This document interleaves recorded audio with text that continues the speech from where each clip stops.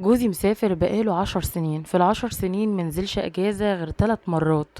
وطبعا طول الفترة دي انا الاب والام لولادي، شايلة مسؤوليتهم ومحافظة على نفسي من الناس ومن كل اللي حواليا. جوزي بيبعتلي كل شهر المبلغ ده بصرف على البيت وبجيب لولادي كل طلباتهم، وزي ما انتوا شايفين الدنيا بقت غالية قوي. عاملة لنفسي حساب في البنك بحط فيه كل شهر مبلغ، بس الفترة دي قللت المبلغ شوية لأن طبعا الدنيا غالية والعيال بتكبر ومصاريفهم بتزيد. كلمت جوزي وقلت له انت آخر مرة زودت المصروف كان من 5 سنين، وطبعا ما شاء الله انت كل سنة مرتبك بيزيد، ممكن تزود لنا المصروف شوية. قال لي ما انا بحوش عندي وانت عارفة طبعا الدنيا غالية، ولو لا قدر الله نزلت يبقى معايا فلوس مسنود عليها. قلت له انا كمان بحوش والله، لكن فعلا الدنيا بقت غالية وانا مش عايز احرم العيال من اي حاجة.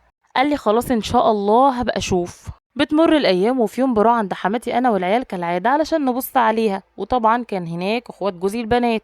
لقيتهم بيتكلموا مع بعض وانا طبعا كنت داخلة وهم مش واخدين بالهم ان انا جيت. كانوا اخوات جوزي بيتكلموا مع بعض، واحدة كانت بتقول للتانية هو اخوكي اخر مرة بعتلك مبلغ كام؟ قالت لها ده كان بعتلي مبلغ بسيط بس الشهر ده ان شاء الله هيزودهولي.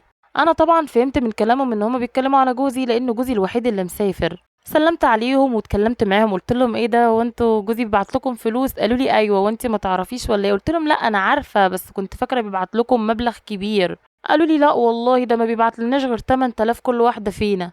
دمي غلي واتعصبت لان هو بيبعت لي زياده عنهم 2000 بس. ده طبعا المصروف الخاص بيا انا والعيال اكل وشرب، لكن اي حاجه تانية هو متكفل بيها زي المدارس والدروس. انا حاليا عاوزه اكلم جوزي لكن حابه ان انا اخد رايكم بصراحه من غير ما تهاجموني. انا شايفه ان الفلوس اللي اخوات جوزي بياخدوها انا وولادي اولى بيها، خصوصا ان كلهم عارفين ان جوزي مسافر ومحدش بيسال في ولادي ولا في عيد ولا في غير عيد.